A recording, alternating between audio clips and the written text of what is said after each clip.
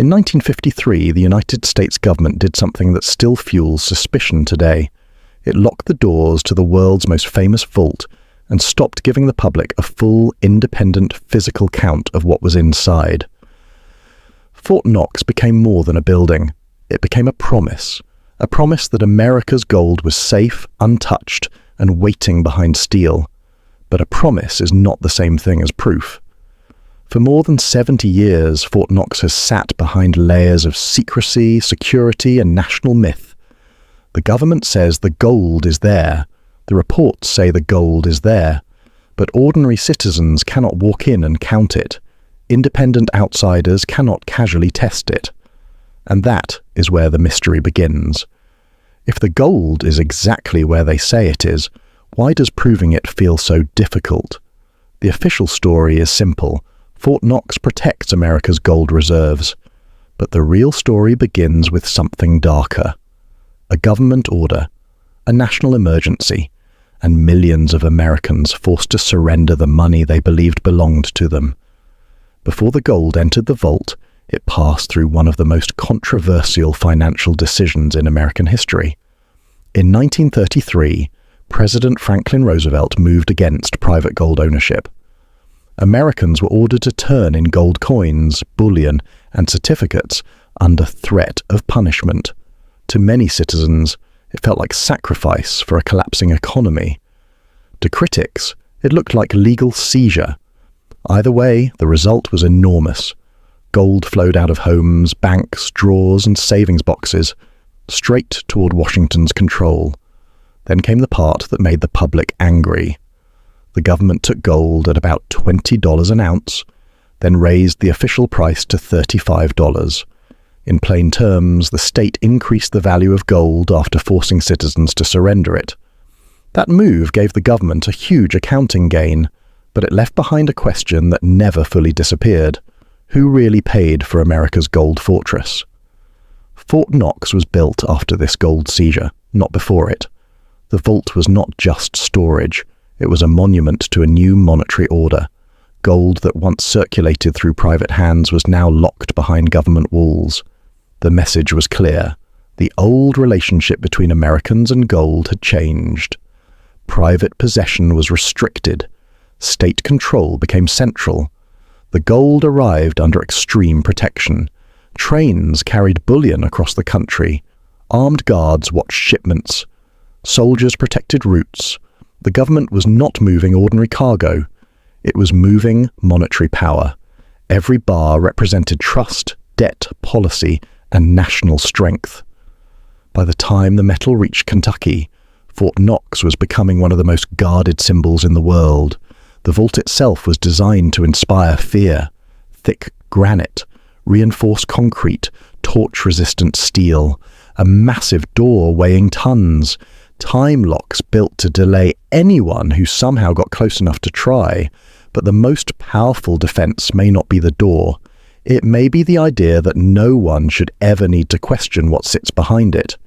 Officially, Fort Knox is one of the strongest financial storage sites ever built. Unofficially, it is one of the biggest curiosity machines in modern money. The more secure it looks, the more people wonder why they are not allowed to see inside. The fortress creates trust for some people. For others, it creates suspicion. Security protects the gold, but secrecy protects the mystery. And what sits inside is not exactly what most people imagine. Many picture-perfect polished bullion bars are stacked like treasure in a movie vault. But Fort Knox gold includes older melted material, coin bars, and irregular metal from earlier eras. Some of it came from public circulation. Some came through international channels. The vault is not just a treasure chest. It is a financial graveyard. One strange detail often overlooked is that some bars have carried foreign markings, including Bank of England stamps. That does not automatically prove anything sinister. Gold moves through global finance in complicated ways. But to skeptics, every foreign stamp becomes another clue. Why would America's most famous domestic vault contain gold with another institution's mark? The mystery keeps feeding itself. Fort Knox also held more than gold. During periods of national danger, the vault became a hiding place for priceless and unusual items, historic documents, foreign crown jewels, emergency stockpiles. The building was treated like a last resort national safe. If something was too valuable, too symbolic, or too dangerous to lose, Fort Knox became the place to hide it. During the Cold War, the Treasury reportedly stored huge quantities of opium and morphine inside the facility. The reason was strategic. If war disrupted medical supply chains, the United States needed emergency painkillers. So the same vault associated with gold also held materials meant for national survival. Fort Knox was not only about wealth, it was about control during catastrophe. That is what makes Fort Knox so fascinating. It sits at the intersection of money, war, medicine, documents, myth, and fear. It is not merely a building in Kentucky. It is a physical expression of what governments protect when panic comes. But when one place holds that much symbolic power, people naturally ask what else may have happened behind closed doors. The government insists the gold is accounted for. Treasury reports list the holdings. Officials have given statements. But reports are paper. Gold is physical. That difference matters. A number on a ledger can tell you what should exist. A physical audit tells you what actually exists. And critics argue that Fort Knox has spent decades leaning more on paperwork than public verification. The core demand from skeptics is simple. Open the vault, count the bars, test the metal, publish the results. That sounds easy until you remember what Fort Knox represents. An audit is not just a count, it is a public ritual of confidence. If everything checks out, trust rises. But if anything looks strange, the political explosion could be enormous. In 1974, public pressure became too loud to ignore. Conspiracy theories had grown, and the government allowed a small group of journalists and officials to visit. Cameras flashed. Reporters saw gold stacked inside a room. For many viewers, that should have ended the debate, but it did not. Because seeing gold is not the same as auditing gold. The visitors were not allowed to assay every bar. They were not allowed to conduct a full independent count. They were not given unlimited access to every chamber. They saw enough to create headlines, but not enough to silence every question. For believers, it proved the vault contained gold. For skeptics, it proved the government knew how to stage a room. That is the problem with partial transparency. It can calm some people while making others more suspicious. A peek creates proof of something, but not proof of everything. Fort Knox became trapped in that gap. The vault was visible enough to remain famous, but hidden enough to remain controversial. Every answer produced another question. The mystery became even more powerful after 1971. That year, President Nixon ended the dollar's direct convertibility into gold. The gold standard was gone. The dollar no longer had to be exchanged for bullion by foreign governments. Money became more clearly based on trust, credit, policy, and confidence. Fort Knox remained, but its meaning changed. Before 1971, gold was part of the monetary promise. After 1971, Fort Knox became more like a psychological anchor. The gold did not back every dollar in the old way, but the image still mattered. People could point to the vault and say America had real treasure. In modern money, symbolism can be almost as powerful as metal. This is why Fort Knox is bigger than a conspiracy story. It forces a deeper question. What makes money real? Is it metal in a vault? A law signed by a president? A ledger entry? A military protecting a building? Or is money real because millions of people wake up every day and agree to trust the same system? If the gold is fully there, Fort Knox is a masterpiece of security and continuity. It means the government preserved one of the world's greatest metal reserves through war, inflation, political chaos, and public suspicion. That version of the story is powerful. It says the vault worked. It says the fortress kept its promise. But even that raises a question. Why not prove it fully? If the gold is not fully there, the implications are explosive. It would mean one of the most important confidence symbols in American finance had been hollowed out, moved, swapped, leased, or misreported. There is no public proof of that claim.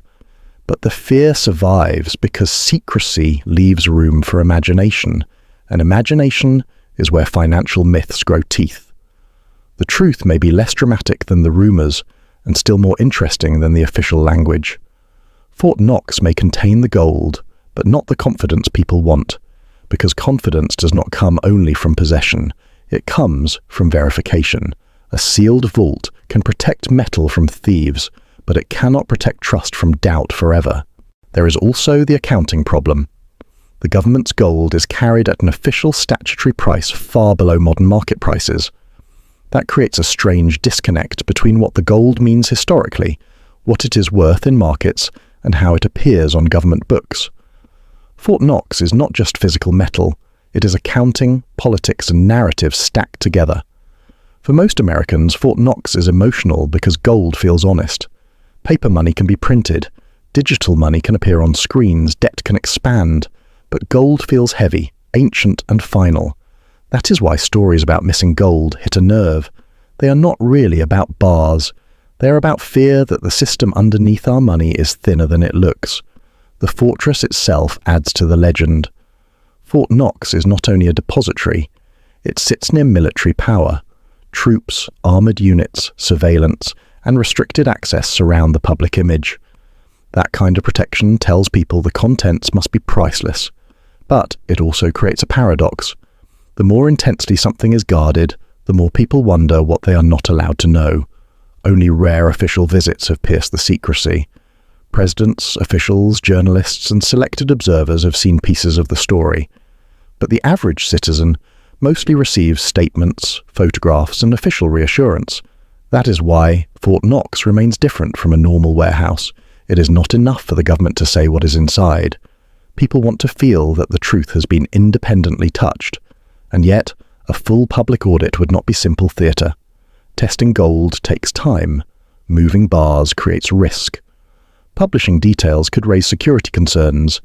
Any discrepancy, even harmless or technical, could trigger headlines. Governments prefer stability. A gold audit invites attention, and attention invites speculation. In finance, sometimes officials fear the reaction more than the facts. That fear is understandable, but it also keeps the mystery alive. Silence can preserve order for a while. Over decades, it can become evidence in people's minds. Every year without a fully satisfying public answer becomes another layer of suspicion. Fort Knox did not become mysterious only because of what may be inside. It became mysterious because of how long the door stayed closed. The most important thing to understand is that Fort Knox is a confidence machine. If people believe the gold is there, the vault works as a symbol. If people doubt it, the symbol weakens, even if the metal remains untouched. That is the strange power of monetary systems. Reality matters, but belief determines how reality is received. This is why the question, what's inside Fort Knox, is bigger than gold. It is really asking whether modern money still has a physical foundation people can believe in. The world runs on digital balances, credit markets, central banks, and promises. Fort Knox is one of the last great physical symbols in a financial system that has become mostly invisible. The United States does not need Fort Knox gold in the same way it once did. The dollar is not redeemable for gold by ordinary citizens. Global finance moves through bonds, bank reserves, payment systems, and confidence in American power. But symbols survive because people need anchors. Fort Knox is the anchor people can picture, even if they cannot enter. The mystery survives because both sides have emotionally satisfying stories. The official version says the gold is safe, boring, and accounted for. The skeptical version says secrecy hides something explosive. One story protects trust, the other challenges power. And between those two stories sits a sealed vault that almost no one will ever see. Maybe the most realistic answer is also the most unsettling. Fort Knox may be both fortress and theatre. It may guard real gold while also guarding a national story. The gold matters, but the belief around the gold matters too. Governments understand something markets often forget. Confidence is easier to maintain than rebuild. If the vault opened tomorrow and everything was there, many skeptics might still question the process. If something appeared wrong, the consequences could become global headlines. That is the trap of long secrecy. The longer institutions delay verification, the harder verification becomes. At some point, the audit is no longer just about metal. It is about credibility. Fort Knox teaches a brutal lesson about money. Wealth is not only what can be weighed, it is what can be believed. Gold is heavy, but trust is fragile. A vault door can stop thieves, but it cannot stop questions. And in a financial system built on confidence, unanswered questions can become more powerful than any physical lock. So, what is really inside Fort Knox? Gold, almost certainly. History, definitely. But also something harder to measure. The tension between public trust and government secrecy. The building contains metal, but the myth contains fear. And that fear survives because Americans know one uncomfortable truth. They are asked to trust a vault they are not allowed to verify. Fort Knox may be the ultimate financial fortress, or the greatest confidence symbol ever built. Either way, its power does not come only from gold. It comes from the belief that the gold is there, guarded, counted, and untouchable. The real mystery is not just whether the vault is full. It is why, after all these years, America still seems afraid to fully open the door. Thanks for watching. Like, comment, and subscribe. If you enjoyed the story of what's really inside Fort Knox, America's biggest gold mystery, then you'll love the story of the rise and fall of Kodak, the company that invented the future, then lost it. Click the video on your screen now. I'll see you there.